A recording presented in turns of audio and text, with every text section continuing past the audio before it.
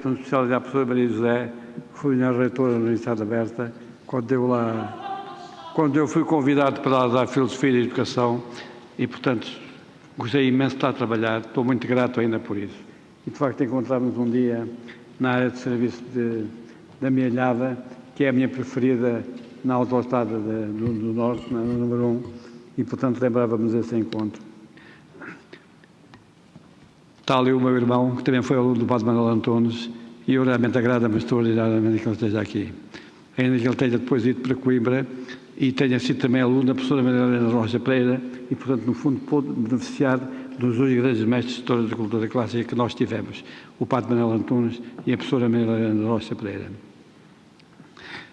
Bom, eu tive este problema aqui há uns meses e, portanto, quando realmente fui convidado pelo professor José Eduardo Franco e a sua equipa para participar neste congresso, eu não tinha outro remédio, nem ele tinha outro remédio senão convidar-me, porque ele sabia perfeitamente a ligação que eu tenho muito especial ao Padre Manuel Antunes, uma ligação privilegiada, porque fui o único português que o teve como orientador de doutoramento.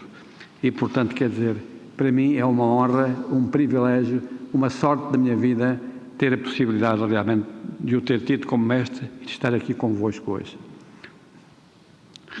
Na altura, eu tinha tido já este problema e, portanto, quando recebi o convite, apressei-me a pegar na caneta e começar a escrever nos meus cadernos azuis. Eu tenho uns cadernos azuis de 160 páginas cada um, portanto, vou escrevendo já há uns anos. Achei que a melhor maneira de escrever as minhas notas não era a do Fernando Pessoa, mas era a dos cadernos azuis. Neste momento vou no caderno azul 177. Claro que desde que agora tive este problema, tenho mais dificuldades em escrever, não é? Mas não deixei de imediatamente aproveitar o privilégio dos cadernos azuis e a seguir pegar no iPad. Passaram a vida a escrever-me coisas do computador, mas eu, quando me reformei, vi que ou eu aprendi a mexer naquilo ou estava tramado, digamos assim, mas não fiquei tramado. Tramado estou agora um pouco, não é? Estou a recuperar. E quando realmente vi o convite, pensei, sobre o que é que eu vou falar? E o tema que eu via tratar ocorreu imediatamente, é este que está aqui. Estou em dúvida se é de pôr os óculos ou não, porque eu continuo a pensar que sou capaz de ler sem óculos. Se não for, e meter os óculos, não se admirem. Portanto, o título que eu achei por bem escolher para vos apresentar aqui hoje, e ser desta forma homenagear o Padre Manuel Antunes, foi este que é muito simples, mas que é muito exato relativamente àquilo que foi a minha vida com o Padre Manuel Antunes e o que lhe devo. O que devo ao Padre Manuel Antunes. Pensei ainda por o que eu devo, não o que devo. Tirar o eu, porque o eu aqui não fazia sentido nenhum. Não. Fui aluno do Padre Manuel Antunes em 1959, 1960. Quase todos os alunos da Faculdade de Letras da Universidade de Lisboa o foram, na disciplina de História da Cultura Clássica, que fazia parte do plano de estudos da quase totalidade das licenciaturas ministradas na Universidade, na Faculdade. Eu acabara de me matricular na licenciatura em Filosofia, cujo plano de estudos inseria a cadeira. Se a memória me não falha, éramos cerca de 30 alunos. Na totalidade dos cursos eram 1 milhar ou mais. Todos se maravilhavam com as aulas de História da Cultura Clássica. Pelo facto de ser aluno voluntário, pois eu iniciara em simultâneo a minha vida profissional como professor do ensino primário na cidade de Lisboa, na escola número 142, no Rua do Val, ao pé da Alameda, eram escassas as possibilidades de frequentar as aulas teóricas que decorriam de manhã, precisamente em coincidência com o meu horário profissional. Obtinha as informações fundamentais dos colegas mais próximos e, sobretudo, do Custódio Maguejo, cujo quarto partilhava na Avenida Barbosa de Bocage. O Custódio frequentava a licenciatura em Clássicas e era um excepcional aluno que se encontrava também informado acerca do que se passava na Faculdade de Letras da Universidade de Coimbra, em que a cadeira era lecionada por Maria Helena da Rocha Pereira, também ela uma excepcional professora. As orientações fundamentais e propósitos estratégicos dos dois professores não eram coincidentes, como sabemos. O Custódio tendia para reconhecer e salientar o valor de Maria Helena. Eu fui sempre admirador, naturalmente exclusivo, que era o único que conhecia, do Padre Manuel Antunes, que conhecia ao vivo e que o Custódio, aliás, também admirava. Como já referi, assisti a muito poucas aulas teóricas do Padre Manuel Antunes, sim a algumas práticas. Foi a sebenta a base da minha informação, sebenta excepcional. Ao longo dos anos, sempre que num alfarrabista encontrava sebentas do Padre Manuel Antunes, eu adquiria as que ainda não tinha. Ainda hoje o faço. A minha biblioteca, que para um pobretano como eu tem 20 e tal mil volumes, não é? Vejo o dinheiro que eu não fui gastando ao longo da vida para ir comprando obras, que no fundo em grande parte aprendi a selecionar com o Padre Manuel Antunes. A minha biblioteca compreende várias, tal como a do meu irmão, uns anos mais tarde também aluno e vivo admirador do Padre Manuel Antunes. Onde é que ele está? Está além. Encontro-me neste momento hospitalizado em Évora para tratamento de fisioterapia à perna direita, cujo colo do fémur fraturei, vai para 5 meses. Escrevi, quando escrever ia para 5 meses, agora vai um bocadinho mais. Os elementos de consulta para escrever sobre o Padre Manuel Antunes não os tenho aqui. Estão em minha casa em Montargil. Esse facto limita bastante a possibilidade de realizar satisfatoriamente o meu trabalho. Direi apenas o que puder. Começarei por recordar a enorme influência que recebi das concepções de cultura expostas pelo mestre. Era uma análise exaustiva e precociente a que ele fazia, apresentando as grandes visões diferentes e concluindo com a sua própria visão ou proposta para nós. A reflexão que nesse contexto fui fazendo conduziu-me a... Não, eu aguento de pé, obrigado. Tenho outros problemas. Este tenho resolvido. Obrigado. Suponho que não estou a falhar. Estou-me a aguentar bem, não é? Ao estar de pé, evidentemente. Obrigado, agradeço. A reflexão que nesse contexto fui fazendo conduziu-me à minha própria concepção de educação-cultura, como já aqui foi salientado. Havia e há, penso eu, uma identidade ontológica entre os conceitos de educação e cultura e apenas uma diferença ôntica. Por vezes nós falamos de educação e outras vezes de cultura, onticamente, porque ontologicamente estamos sempre a falar da mesma realidade. Para o Padre Manuel Antunes, o que eu aprendi com ele é a paideia, evidentemente. A educação e a paideia, a educação e a humanitas, a educação e a perfectio cristiana, ao longo dos séculos isto foi mudando, a educação e a pampaideia de Comênio, a educação e a Bildung de Humboldt, desde logo na escola primária e depois no liceu e na universidade, ideia que, associada intimamente à minha experiência profissional pessoal do ensino e da educação, designei desde logo pela expressão escola animada, deste nome quando fui diretor da Escola Secundária de Redondo, que eu próprio tive que fundar, mandado pelo professor Veiga Simão. E logo a seguir, definitivamente, pela expressão escola cultural. A palavra teoria ou concepção da escola cultural é, pois, indissociável do magistério do Padre Manuel Antunes sobre o conceito de cultura, a concepção de cultura. Todo o seu magistério é exposto na sebenta e se encontra hoje publicado na obra completa do Padre Manuel Antunes, editada pela Fundação Carl Gulbenkian em 12 volumes. Pela minha parte, o paradigma da escola cultural foi apresentado oficialmente à Comissão de Reforma do Sistema Educativo, que o aprovou e fez inserir no relatório final de reforma da Comissão de Reforma do Sistema Educativo. Sendo eu, então, o Presidente do Instituto de Inovação Educacional e com o acordo expresso da Comissão, competiu-me lançar o projeto, solicitando proposta às escolas básicas e secundárias do continente para ser posto em prática, o que aconteceu em 24 escolas no ano letivo de 76-77. A irmã Maria da Glória, onde é que ela está? Está aqui, foi uma das diretoras, digamos, que deu vida ao projeto em todo o país. 44 em 77-78 e 77 em 78-79. O projeto foi um sucesso, não foi, irmã Maria da Glória? Mas o Ministério da Educação da altura, não quero citar nomes, 87, 90, vocês sabem quem era, é alguém que eu admiro e de quem era amigo, mas que nisto falhou completamente. Decidiu liquidá-lo por decisão nunca fundamentada, pedagógica e politicamente. Ele decorria, contudo, dentro do relatório da Comissão de Reforma do Sistema Educativo, criada oficialmente por decisão do Conselho de Ministros, mas por vezes os presidentes do Conselho de Ministros parece que esquecem-se do que eles próprios aprovaram dos governos que se fiaram.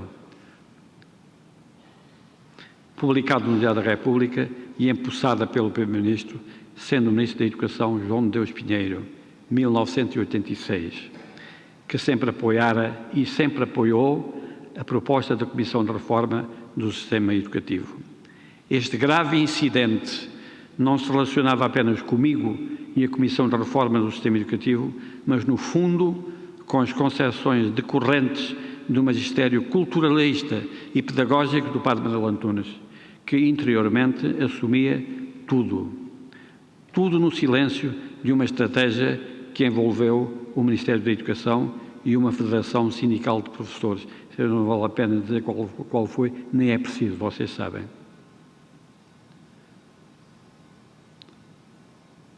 Os danos maiores de tal golpe estão à vista. As 77 escolas vitimadas reagiram, constituindo comigo uma associação pedagógica, a AEPEC, Associação da Educação Pluridimensional e da Escola Cultural, que chegou a ter perto de 1000 associados e realizou até hoje 12 congressos, o primeiro dos quais,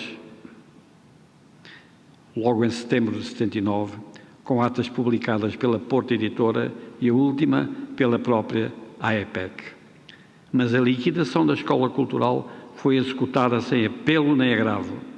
A escola que temos é o efeito de um tal processo. A Escola Cultural que nunca foi de direita. É a escola que temos, uma escola de esquerda? Eu pergunto, é uma escola de quê? Adquiri um dia, na livraria universitária, a que me deslogava com frequência, a obra de Leonardo Coimbra, O Criacionismo, na edição da livraria Tavares Martins, cuja introdução pertencia a Delfim Santos, meu professor na Faculdade de Letras, História da Educação e História da Cultura Moderna e discípulo de Leonardo Coimbra. Li-o com toda a atenção e interesse. Devo dizer que não me entusiasmou por completo, pois achei excessivo o elogio aí prestado à ciência e ao conhecimento científico do modelo positivista e algo débil a valorização conferida à filosofia metafísica propriamente dita. Estávamos em meados dos anos 60. Em todo o caso, a leitura completa da obra de Leonardo e do prefácio ou introdução de Delfim Santos convenceram-me a escolher Leonardo Coimbra como o filósofo português a que deveria dedicar a minha investigação para doutoramento quando chegasse à altura de o fazer. Nunca fui um adepto incondicional ou fervoroso do movimento da filosofia portuguesa, mas sim, em rigor, da filosofia portuguesa, sem aspas, da filosofia pensada e construída pelos filósofos portugueses. Precisamente a leitura do Padre Manuel Antunes convencera-me de que a filosofia se caracteriza pela universalidade do pensar. A filosofia deveria ser humana e não nacional, fosse qual fosse a nacionalidade. O livro de Álvaro Ribeiro, de 1943, impressionou-me pela sua qualidade e originalidade, mas não me convenceu quanto ao essencial da sua tese. Eu desejava uma filosofia que o fosse mesmo, sem qualquer limitação de nacionalidade ou de projeto nacional. Não avancei, contudo, de imediato para a determinação de um projeto de doutoramento, não o podia fazer, pois ainda não terminara a licenciatura. Só mais tarde vim a fazê-lo, já como assistente convidado da Universidade de Évora, o que aconteceu em 1979. As minhas reuniões de trabalho com o Padre Manuel Antunes tinham lugar na residência dos jesuítas na rua Mestre António da Horda, à meia da tarde. Foram sempre 2. Houve, contudo, um dia em que, por empenho do próprio, fui acompanhado pelo Mário Sotomayor Cardia, meu amigo pessoal e também ele, ex-aluno e admirador do Padre Manuel Antunes, como já aqui foi mencionado por vários dos oradores. Quando teve conhecimento, em conversa comigo, de que era ele o meu orientador e que nos encontrávamos regularmente na sua residência, fez questão de me acompanhar numa próxima reunião.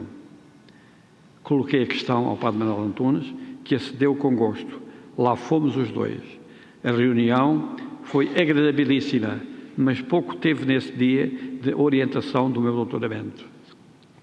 O Mário Cardia estava ansioso por se encontrar com o Padre Manuel Antunes e colocou-lhe imensos temas e problemas para questionarem. Eu mais assisti do que participei, mas fiquei bem ciente da fervorosa admiração do Mário Cardia pelo Padre Manuel Antunes, rigoroso mestre de ambos e da nossa geração. Ambos já partiram, mas considero este encontro um significativo episódio da profunda marca que em nós deixou como homens e estudantes o grande mestre jesuíta que tivemos na Faculdade de Letras de Lisboa naqueles anos memoráveis. Não tenho à mão, na presente circunstância de hospitalização, a documentação apropriada para escrever com consistência sobre o mestre, mas não desisto de o tentar. A cadeira incluía a introdução, que já me referi, e as 2 componentes da cultura grega e a da cultura romana. A primeira era bastante mais extensa do que a segunda. Nós teremos chegado a pensar que ela incidia fundamentalmente sobre a cultura helénica. Na altura própria, acabei por concluir que foi de igual modo assinalável a atenção prestada à cultura romana. A cultura helénica dava-nos da cultura clássica a dimensão teórica, a cultura romana dava-nos dela a dimensão prática. A preferência do mestre parecia-nos ir para a cultura helénica, mas um olhar mais atento veio a evidenciar que ele dava o devido valor e alcance civilizacional à cultura romana, em que o conhecimento que possuía dos grandes poetas romanos era largo e profundo. Lembrei Virgílio, Horácio e Lucano. Dos gregos aprendemos imenso, particularmente com o estudo dos poetas e dos filósofos pré-socráticos.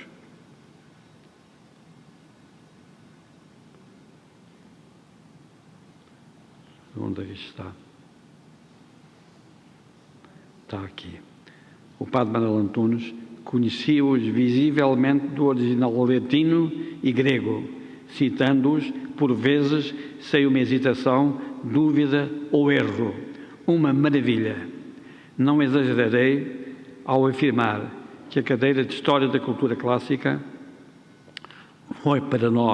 foi sem dúvida para mim, a autêntica história da filosofia antiga, sem menosprezo pelo professor desta. Falo do que sentia e creio que era o sentimento geral dos colegas de filosofia. De resto, creio também que a influência magistral do Padre Manuel Antunes nos marcou ao longo de todo o curso, pela fundamentação geral global que se estendia por toda a história da cultura, como já foi assinalado, a Grécia e Roma até à contemporaneidade. Lembro-me de uma conversa que tive um dia com um colega e amigo, então estudante de Direito, mas que fora um pouco antes aluno do Padre Manuel Antunes, neste caso na cadeira de Ontologia, que ele também deu lá na Faculdade de Letras. O já partido poeta Armando da Silva Carvalho, acompanhado da comum amiga Lita, a Maria Manuela Dias Ferreira, na qual ambos declararam que ele era o melhor professor da Universidade de Lisboa, rendidos à sua superior qualidade científica, cultural e humana. Quando, na Universidade de Évora, manifestei ao reitor, professor Ariel Lula Azevedo, a intenção que tinha de conseguir obter do Padre Manuel Antunes a sua aceitação do convite que intentava fazer-lhe para ser o meu orientador no processo de doutoramento, ele concordou de imediato e com entusiasmo, malgrado não ser católico e não sentir simpatia histórica pela Companhia de Jesus. Daqui o histórica foi escrito intencionalmente. Simpatia histórica pela Companhia de Jesus.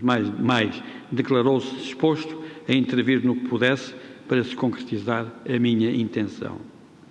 A Universidade de Évora não incluía, na altura, a licenciatura em Filosofia no quadro dos ensinos que ministrava, nem mesmo uma disciplina de Filosofia, malgrado a sua história, quando lecionaram durante 15 anos a grande figura de Pedro da Fonseca, que tem hoje lá um colégio com esse nome, por meu esforço, apesar de não ter sido por vezes compreendido no Senado da Universidade. Não sabiam bem quem era Pedro da Fonseca, não é? A culpa era deles. Lembrou-se o professorário que a Universidade de Aveiro talvez nos pudesse ajudar nesse sentido. Esta, com a qual nós tínhamos uma relação muito favorável, eu próprio a tinha, dado o trabalho que realizávamos em comum no âmbito das licenciaturas em ensino, foi favorável ao nosso propósito. O mais importante, contudo, foi a ajuda direta e entusiástica do professor Padre Augusto da Silva, também é jesuíta, da nossa universidade, amigo pessoal do Padre Manuel Antunes, que solicitou ao próprio o que eu pretendia, tendo este aceito sem qualquer dificuldade. E foi assim que, em setembro de 1979, eu pude preparar as coisas para a primeira reunião de trabalho com o Padre Manuel Antunes, no seu gabinete, na rua Mestre António Taborda. Por causa de Maestro António Taborda, não sei o que a memória diz, é Mestre António Taborda, não sei quem era os seus, se era o colega de há bocado. Já me referi à importância que teve para mim que em 59-60 não tinha a possibilidade de assistir às aulas teóricas do Padre Manuel Antunes, a sebenta. Não era propriamente da sua responsabilidade o texto dessa sebenta. Para nós constava até que era um contínuo que nós até achávamos que estava ligado à PIDE. Dele isso não tinha culpa nenhuma. De qualquer maneira, a primeira sebenta que eu tive acesso foi essa. Mas era a ela que recorríamos. Também recorríamos aos colegas e eu filo sempre com o cuidado que pude. Lembro a este respeito os colegas do Otávio Quintela, Francisco António Carvalho, principalmente, e da ajuda sempre amiga do Custódio Maguejo, que já fizera a cadeira um ano antes. Preparei-me razoavelmente para o exame final, tendo obtido uma classificação razoável para o aluno voluntário que eu era, 14 valores, ou seja, bom. O exame foi agradável, tendo sentido agrado do professor pelo desempenho do examinando, particularmente no tocante à gnoseologia de Platão, perante uma posição ousada que defendi sobre a filosofia do conhecimento do filósofo grego, ele foi enfaticamente concordante. Ainda no tocante à sebenta, ao longo dos anos de docência no Liceu de Évora, eu procurava frequentemente os alfarrabistas da calçada do Combro, quando me deslocava da cidade-museu a Lisboa, e sempre procurava encontrar a sebenta de História da Cultura Clássica do Padre Manuel Antunes. Adquiri, assim, vários exemplares da mesma. Julgo que tenho 7, se a memória não me falha. Em edições diversas, fazem parte da minha biblioteca. Gostaria de as ter agora à minha disposição, mas já expliquei que isso não é possível, pois me encontro hospitalizado longe de casa. A única a que consegui, nesta circunstância, ter acesso tem data de 1966-1967. É a edição da Faculdade de Letras de Lisboa. É a sebenta de aulas teóricas e é claramente texto da responsabilidade direta do Padre Manuel Antunes. Vai da primeira página à página 464T, em Coteia Teóricas, evidentemente, que não é seguramente a última, pois faz parte do capítulo 4, a meio da sebenta. Os capítulos do programa eram 9. Esta edição da sebenta inicia-se pelo programa, a que se segue de imediato a bibliografia geral, vastíssima e atualizada. Pude agora passar os olhos por ela com atenção, confirmando o sentimento de admiração pela alta qualidade do curso que o mestre nos ministrava nas condições difíceis e variáveis que lhe eram facultadas. Isto também é do vosso conhecimento, não é verdade? Ok, chega. Os 5 minutos chegam. Em nenhuma outra cadeira nos foi fornecido pelo respectivo professor nada de comparável. Nada de comparável. Tenho ainda à minha disposição a totalidade da obra completa, edição crítica da Fundação Carlos Gulbenkian, e tenho a memória vivida, que continua viva. Dessa memória faz parte a lembrança, a recordação, ou seja, o que sinto no coração. A primeira reunião de trabalho com o Padre Manuel Antunes sobre o Leonardo de Coimbra foi algo muito importante da minha vida. Essa reunião fez-me logo estremecer ao vê-lo conhecer com exatidão, retificando a data da publicação do primeiro número da revista Águia. Vi nessa intervenção que ele sabia tudo.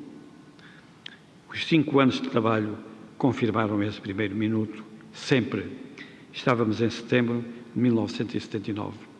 A data certa era 1 de dezembro de 1912. Eu acho que, já não sei para que data é que disse, mas não era 1 de dezembro, 1 de qualquer coisa, mas não era 1 de dezembro. Ele retificou-me imediatamente com uma segurança que me impressionou para sempre. As minhas deslocações de Lisboa para os encontros de trabalho com o Padre Manuel Antunes eram relativamente frequentes. Quase a acabar. Se bem me lembro, normalmente de 15 em 15 dias, sempre à tarde. As primeiras tiveram como objetivo definir o plano de trabalho que eu desejava levar a cabo, que era vasto.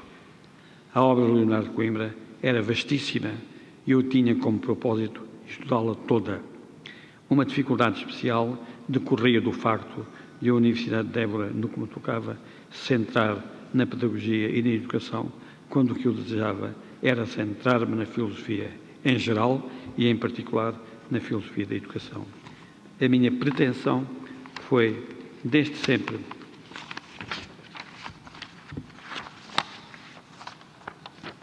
afinal, mais uma página para pensar, bem acolhida pelo Padre Manuel Antunes, pude sempre deslocar-me da educação para a filosofia e da filosofia para a educação, claro, sempre no seio da cultura, em consonância com o pensamento íntimo e profundo dos três, o filósofo Leonardo, do doutorando, que era eu, e do orientador, que era o Padre Manuel Antunes. O Padre Manuel Antunes foi sempre um verdadeiro orientador, praticando claramente o respeito pela liberdade e autenticidade do investigador, e poderia mesmo dizê-lo, da criatividade do mesmo. Era subtil a sua orientação, subtil, respeitadora e respeitosa, e eficaz. Ele seguia com cuidado e sentido crítico os textos que eu ia escrevendo, apreciava e mesmo estimulava o impulso criativo do orientando, o que obviamente se exprime, a meu ver, na versão final da dissertação, como se pode ler na obra posteriormente publicada. Foi sempre um companheiro do investigador, que era quem era, e tinha uma já expressiva vivência e experiência de ensino, como professor do ensino primário e do ensino secundário licencial e agora também do ensino universitário, todas articuladas com uma assumida atividade cultural, particularmente no domínio da música. Como sabem, é algo que não se fala muito na obra de Padre Manuel Antunes, mas eu fui mestre do coro da Academia da Música, a convite do Lopes Graça. Eu fui mestre em vez dele, a pedido dele.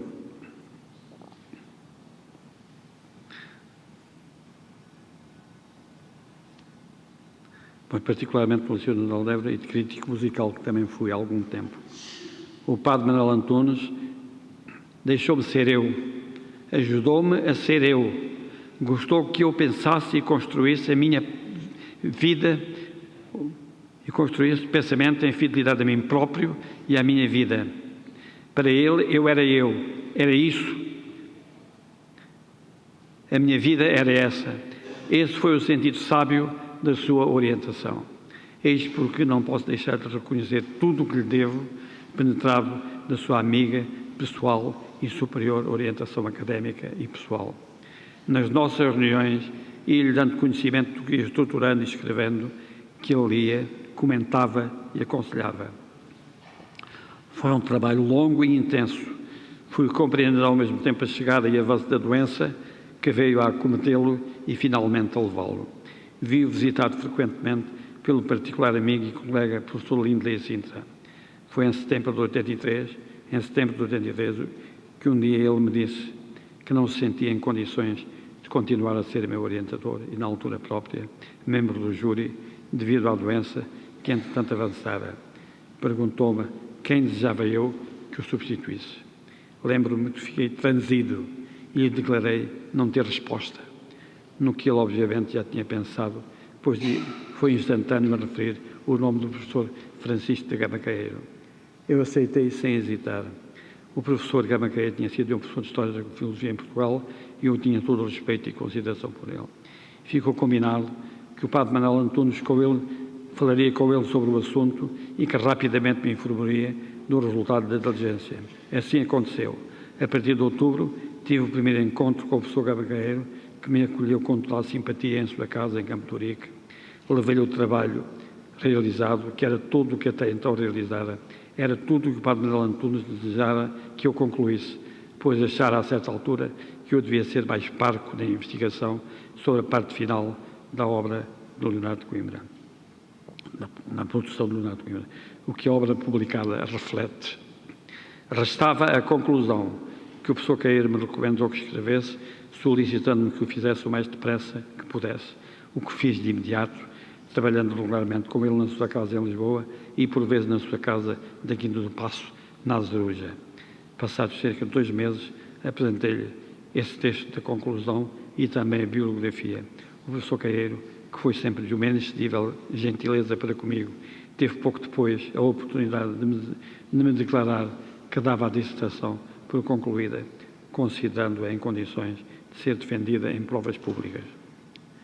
Não veio a ser realmente possível a participação do padre Manuel Antunes no júri e nas provas que tiveram lugar no final de julho de 84. Pude informá-lo pessoalmente do acontecido e do resultado. O padre Manuel Antunes, que ficou feliz com tudo o ocorrido, faleceu, como sabemos, pouco depois, em janeiro de 85. Foi um mestre e um exemplo que partiu, mas que ao mesmo tempo ficou.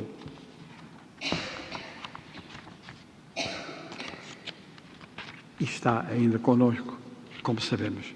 Os meus agradecimentos e as minhas desculpas pelas pequenas dificuldades que eu aqui vos manifestei. Obrigado.